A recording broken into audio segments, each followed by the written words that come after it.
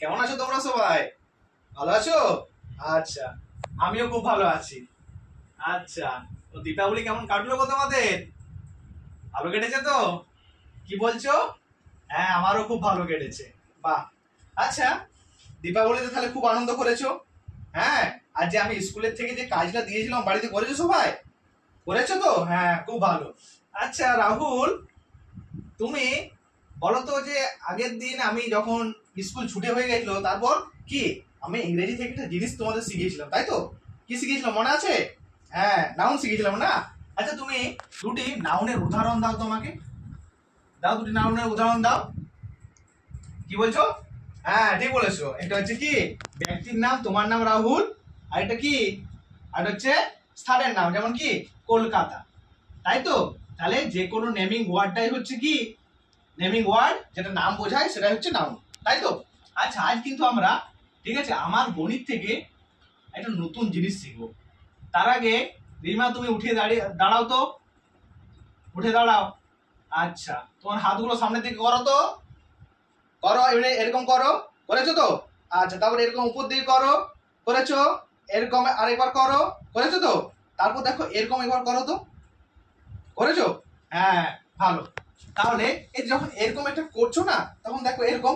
আচ্ছা, কেমন মতো লাগছে দেখো না? এরকম লাগছে না? ঠিক লাগছে না? আচ্ছা, ইংরেজি কিসের মতো ওয়ার্ডটা দেখতে বলো তো? ইংরেজি এল এর মতো না? হ্যাঁ, ঠিক। আবার যদি এরকম করে আছো, এরকম যদি করে দাও, ছবিটা এরকম হবে না কিছুটা? দেখে নাও না। হ্যাঁ, এরকম কিছুটা হচ্ছে তো? বাহ, খুব ভালো।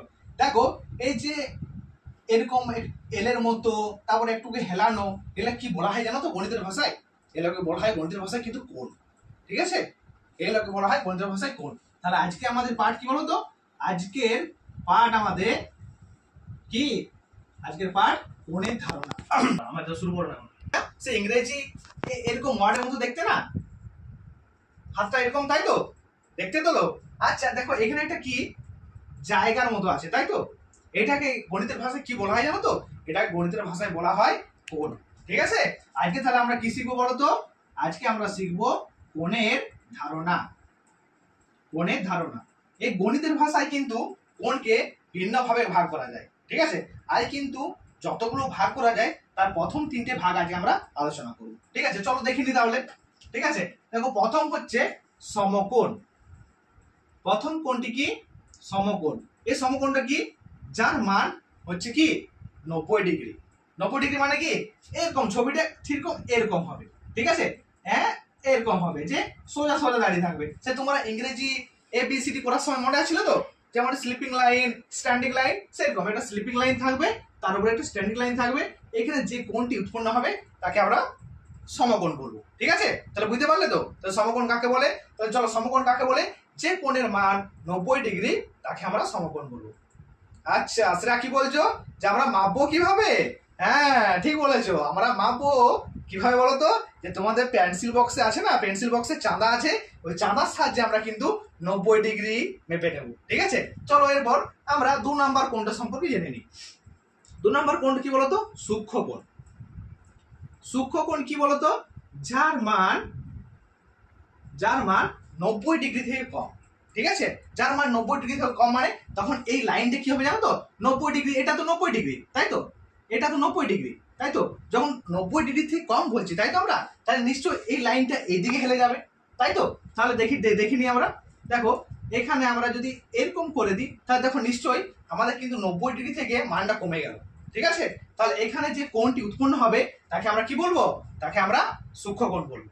তাহলে বলতে পারি সূক্ষ্মকোণ কাকে বলে? যে কোণের মান 90 ডিগ্রি থেকে কম তাকে আমরা সূক্ষ্মকোণ বলবো। ঠিক আছে, তারপর 3 নাম্বার কোণ হচ্ছে তোমার স্থূলকোণ। স্থূলকোণ। এই স্থূলকোণটা কি বলে?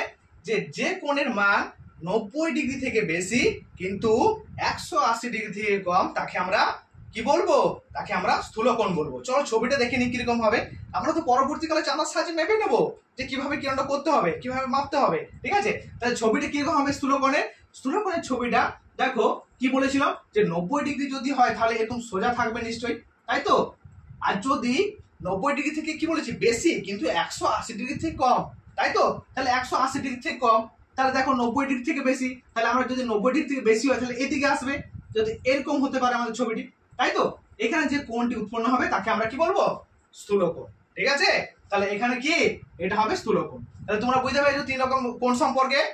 তাহলে আজকে আমরা এই পর্যন্তই।